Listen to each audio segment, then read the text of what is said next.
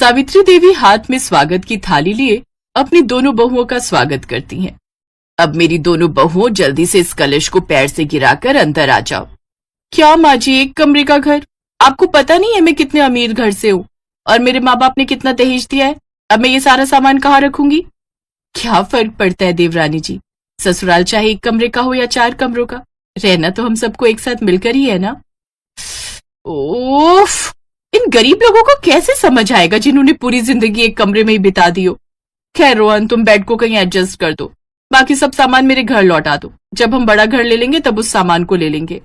सावित्री की छोटी बहू अंकिता उस बेड को एक जगह रखवा लेती है, फिर आराम से उस बेड पर अपने पति के साथ लेट जाती है। तो वहीं दूसरी ओर बड़ी बहू रेखा अपने पति और सास के साथ जमीन पर चटाई बिछाकर लेट जाती है। विनोद जी, माफ करना, मेरा परिवार इतना अमीर नहीं था कि कुछ दे पाए। तो मैं कौन सा अमीर हूँ रेखा, और मुझे सब कुछ अपनी मेहनत से कमाना है, ना कि ससुराल वालों से कुछ लेना है। उन दोनों की बात बेड पर सो रहे अंकिता और रोहन सुन लेते हैं।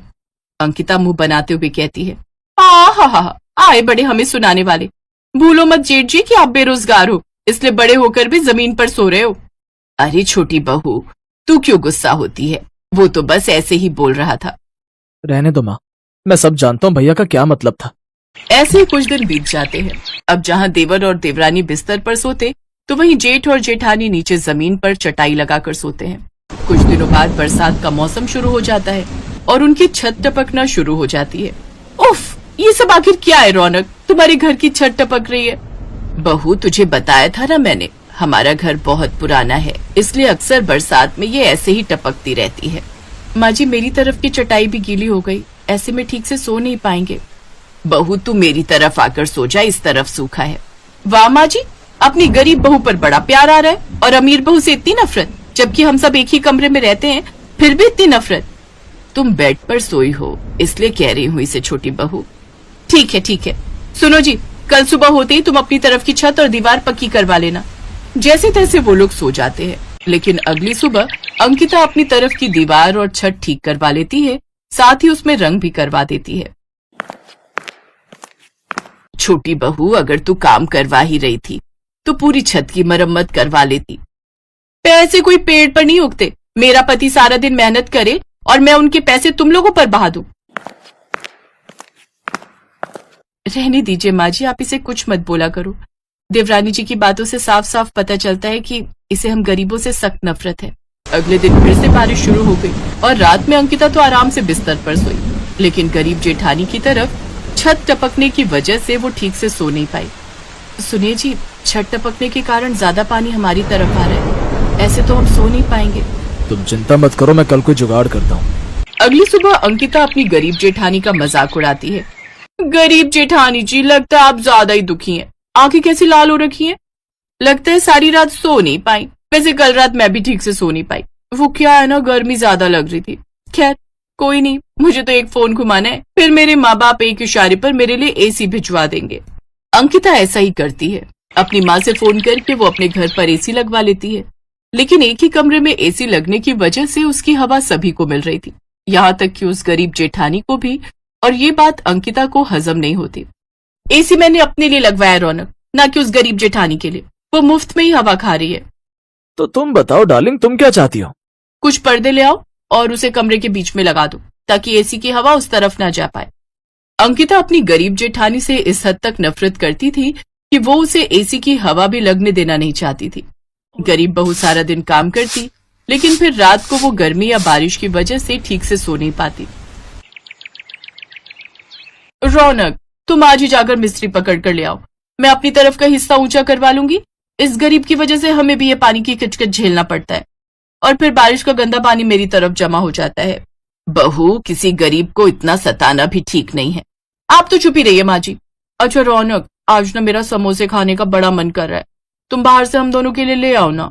हाँ, मैं अभी ले आता हूँ। फिर शाम को तेज बारिश होती है, जिससे घर में पानी भर जाता है।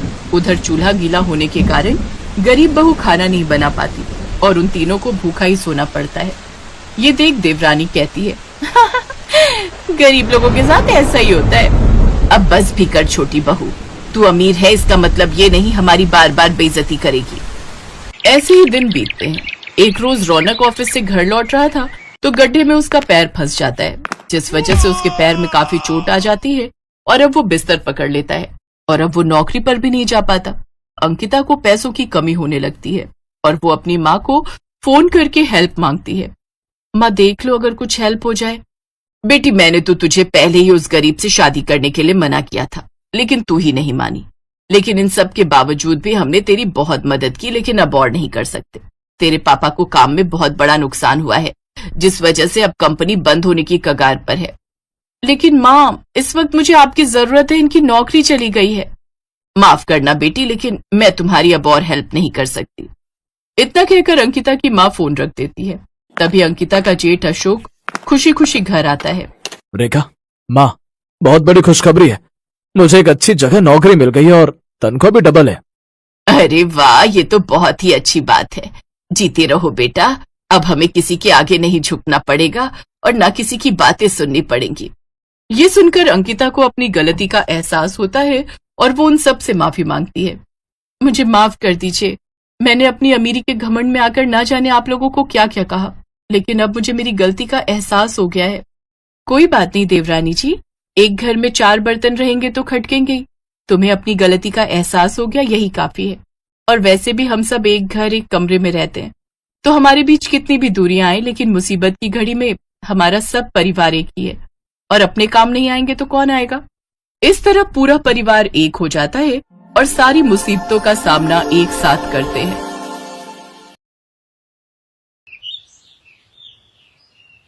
रात के 10 बज रहे थे। निशा अपने कमरे में लैपटॉप पर काम कर रही थी। बाहर से निशा के मम्मी पापा की आवाजें आ रही थी।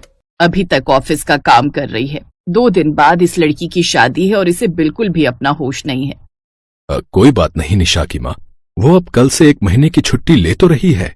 बोल रही थी कि पापा आज का काम अर्जेंट है, थोड़ी देर में काम खत्म कर रही है। इसकी जगह जो 1 महीना काम करेगा उसे काम समझा रही होगी। तभी निशा के कमरे से आवाज आई, मम्मी बस 5 मिनट एक मेल भेजकर बाहर ही आ रही हूँ। अरे आदित्य जी की 5 मिस्ड कॉल्स। हो, ऑफिस के चक्कर में मैंने आदित्य जी की कॉल भी नहीं देखी। चलो अब कर लेती हूँ। हेलो। अरे मैडम, परसों हमारी शादी है और तुम अभी भी फ्री नहीं हुई हो। क्या करूं, मेरा तो ऑफिस घर पर ही है ना, तो काम तो खत्म करना ही था। बस अब अगले 1 महीने तक मैं बिल्कुल फ्री हूँ। चलो फिर बढ़िया है, आराम से 1 महीना हम शादी के बाद के दिन एंजॉय करेंगे। कोरोना के बाद से ही निशा की वर्क फ्रॉम होम जॉब थी। एक अच्छी मल्टीनेशनल कंपनी में वो सॉफ्टवेयर इंजीनियर थी और उसे इस सेटअप की आदत हो गई थी। सुबह 9 बजे वो अपने कमरे में आराम से लैपटॉप खोलती थी, जिसमें काम करते हुए उसकी मीटिंग्स चलती रहती थी। सब कुछ परफेक्ट था। शादी से पहले तक तो निशा का वर्क फ्रॉम होम अच्छा चल रहा था। वो बहुत रिलैक्स रहती थी, पर शादी के बाद उसे वर्क फ्रॉम होम अब ससुराल में शुरू करना था। शादी के बाद 1 महीने तक तो निशा की छुट्टियां थी, इसी वजह से उसे कोई परेशानी नहीं हुई। निशा के ससुराल में सब बहुत अच्छे थे। सासू माँ प्यारी और समझदार थी। ननद और देवर दोस्त जैसे थे।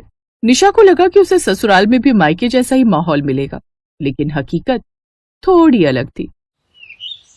9 बज चुके थे। निशा के ऑफिस का पहला दिन था। उसने ईयरफोन लगाकर काम करना शुरू किया, तभी दरवाजे पर हल्की सी दस्तक हुई। बहू, जरा दरवाजा खोलना। जी माँ जी, खोलती हूँ। आज खाने में दोपहर में राजमा चावल बना लेना। मेरे भैया भाभी आ रहे हैं, एक दिन यहीं रुकेंगे। जी, दोपहर में मैं 1 घंटे का ब्रेक होगा तब बना लूंगी। अभी तो मेरी मीटिंग स्टार्ट होने वाली है। अच्छा, तुम्हारा आज ऑफिस शुरू हुआ है। ठीक है बहू, तुम काम करो, तब तक मैं सब्जी काट देती हूँ। निशा ने दरवाजा फिर से भिड़ा दिया। तभी कुछ देर बाद उसकी ननद दरवाजा बजाने लगी। निशा भाभी, क्या मैं अंदर आ सकती हूँ? निशा भाभी। हाँ, आ जाओ। भाभी, वो जो आपका इवनिंग गाउन है ना, क्या आप मुझे दे सकते हो? आज मेरी फ्रेंड का बर्थडे है, मैं सोच रही हूँ मैं आपका इवनिंग गाउन पहन जाऊँ। हाँ, तुम निकाल लो, मेरी मीटिंग चल रही है। मैंने म्यूट किया हुआ है। ठीक है, वो सामने अलमारी में रखा है। निशा की ननद वंदना इवनिंग गाउन निकाल कर चली गई। निशा बहू, ब्रेक होने में कितना टाइम है? वो तुमने राजमा चावल बनाने थे ना, मेहमान आने वाले हैं। निशा की जॉब का ससुराल में पहला दिन था और वो पूरी तरह से दोपहर तक तंग आ गई थी। बार बार कभी ऑडियो रोकती, कभी वीडियो रोकती। उसने कुछ पलों के लिए सिर पर हाथ रखा और फिर ब्रेक में उठकर राजमा चावल बनाए। मेहमान आ चुके थे, पर निशा को अर्जेंट मीटिंग अटेंड करनी थी, इसलिए वो खाना बनाकर मीटिंग अटेंड करने के लिए चली गई। अरे निशा बहू कहाँ है? ननद जी बता रही हैं निशा बहू का वर्क फ्रॉम होम ऑफिस शुरू हो गया है, इसलिए कोई मीटिंग अटेंड कर रही है। हाँ, ये राजमा चावल मेथी आलू की सब्जी सब बहू ने ही बनाया है। दोपहर में ब्रेक हुआ था तो बनाने के लिए आ गई थी। वंदना की माँ, एक काम करो, बहू को बोल दो थोड़ी देर के लिए ऑफिस में बोलकर बाहर आ जाए। मेहमानों के साथ बैठेगी, थोड़ी देर बोल दो। हाँ, मैं बोल देती हूँ, चाय बहू आकर बना लेगी। निशा की सास बिना दरवाजा खटखटाए सीधे कमरे में चली गई। उस समय निशा वीडियो कॉल पर थी और उसके बॉस सामने ही थे। निशा की सास ने तेज आवाज में बोला, मामा मामी जी चाय बोल रहे हैं कि तुम्हारे हाथ की पियेंगे, आ जाओ तुम बाहर। माँ जी, वो मेरी वीडियो कॉल चल रही है। ओ, मैंने ध्यान नहीं दिया बहू, नमस्ते। जी नमस्ते। Sir, she is my mother in law. अच्छा, कोई बात नहीं निशा, अगर तुम बिजी हो तो हम बाद में मीटिंग कर लेते हैं। तुम मुझे फ्री होकर कॉल कर लेना, और जो भी तुमने नए प्रोजेक्ट का काम शुरू किया है मुझे बता देना। Thank you sir, thank you so much. मैं आपको फ्री होते ही कॉल करती हूँ। निशा को बहुत हिचकिचाहट हुई क्योंकि ये उसका ऑफिस था। निशा ने पहली बार ऐसा किया था, इसलिए उसके बॉस ने उसे कुछ नहीं कहा। पर निशा को बहुत टेंशन हो रही थी कि रोजाना ऐसे कैसे मैनेज होगा। निशा को ऑफिस के पहले दिन ही इतनी प्रॉब्लम हो रही थी, वो बहुत डिस्टर्ब हो रही थी। शाम को जब निखिल आया तब निशा ने उससे इस बारे में डिस्कस किया। फिर निखिल ने अपने तरीके से सबसे बात की और सबको समझाया। माँ, मैं ऑफिस जाता हूँ, मेरी वहां पर मीटिंग्स होती हैं, काम होता है, पर आप मुझे कॉल क्यों नहीं करते? बेटा, क्योंकि तूने मुझे मना किया हुआ है कि बीच में कॉल ना करूं। तू फ्री होकर खुद कॉल करेगा, इसलिए हम तुझे परेशान ही नहीं करते। कभी तेरी मीटिंग चल रही हो तो हम तुझे कॉल मिला दे तो तेरा काम खराब हो जाएगा ना, तेरे बॉस बुरा मान गए तो। माँ, ऐसा ही कुछ निशा के साथ है। आज इसके ऑफिस का यहाँ पर पहला दिन था। निशा की थोड़ी थोड़ी देर में मीटिंग्स होती हैं, इससे कोडिंग करनी होती है, अर्जेंट प्रोजेक्ट की फाइल सबमिट करनी होती है, बहुत सारे काम होते हैं। इसके साथ और लोग भी जो काम कर रहे होते हैं, उनके साथ इसकी मीटिंग चलती रहती है। पूरा दिन दिमाग की बहुत खपत होती है माँ। जॉब करना आसान नहीं है। जॉब वर्क फ्रॉम होम हो या फिर वर्क फ्रॉम ऑफिस, दोनों ही बराबर है। दोनों में ही अटेंशन रखना बहुत जरूरी होता है। अगर बीच बीच में कोई डिस्टर्ब करेगा तो ध्यान भटकता है माँ। निशा ऑफिस में जॉब करती है। ऑफिस वाले नहीं समझेंगे कि निशा अपने ससुराल में जॉब कर रही है। इस समय निशा की ससुराल ही उसका ऑफिस है, क्योंकि इसका वर्क फ्रॉम होम है। निखिल की बात को सबने ध्यान से सुना और समझा। सचमुच सबको एहसास हुआ कि उन सबने पूरा दिन निशा को कितना तंग किया। मैं एक काम करती हूँ, वो पड़ोस में जो खाना बनाने वाली आती है ना, मैं उसे बोल देती हूँ, वो रोटी बनाने के लिए आ जाएगी। निशा बहू, हम रोटी वाली रख रहे हैं, तुम्हें खाना बनाने की कोई टेंशन नहीं होगी। तुम परेशान मत हो बहू, तुम अपने ऑफिस पर ध्यान दो। सॉरी भाभी, मैंने भी आपको डिस्टर्ब किया। इसमें डिस्टर्ब करने की कोई बात नहीं है। आप सब मेरे अपने हो, इसीलिए मैंने आप सबके सामने अपनी बात रखी। मुझे अपने नहीं समझेंगे तो कौन समझेगा। मैं भी इस परिवार का हिस्सा हूँ। मुझे भी खुशी होती है कि आप सब मुझे अपना मानते हो। मैं भी आप सबके साथ समय बिताना चाहती हूँ, पर जब काम का प्रेशर बहुत ज्यादा होता है तब मुझे थोड़ी परेशानी हो जाती है। मेरा ऑफिस 9 to 7 है, पर कई बार वर्क फ्रॉम होम में पता ही नहीं चलता कि ये लोग कभी भी मीटिंग रख देते हैं। पर मैं भी पूरी कोशिश करूंगी कि मैं आप सबको अपना समय दे पाऊँ, आप सबके साथ घुल मिलकर बातें करूं, आप सबके साथ समय बिताऊं। पर इसके लिए मुझे आप सबके सपोर्ट की बहुत जरूरत है। हम सब तुम्हारे साथ हैं बहू, तुम्हें कभी भी कोई परेशानी नहीं होगी। एक काम करते हैं निखिल जी, सैटरडे संडे आपका और मेरा दोनों का ऑफ है, हम सब कहीं घूमने का प्लान करते हैं। क्यों माँ जी? हाँ, हम सब वृंदावन चलते हैं। बहुत दिनों से मथुरा वृंदावन के दर्शन को नहीं गए। ठीक है, तो कल मॉर्निंग में हम सब वृंदावन की यात्रा के लिए निकलेंगे। संडे नाइट तक आ जाएंगे। और मंडे हमारी बहू का ऑफिस। सबके चेहरे पर खुशी आ गई। कहते हैं आपसी समझदारी रिश्तों के लिए बहुत जरूरी है। जिस घर में रिश्तों में आपसी समझदारी होती है, वहां पर रिश्तों में प्यार और एकता अपने आप ही आ जाती है।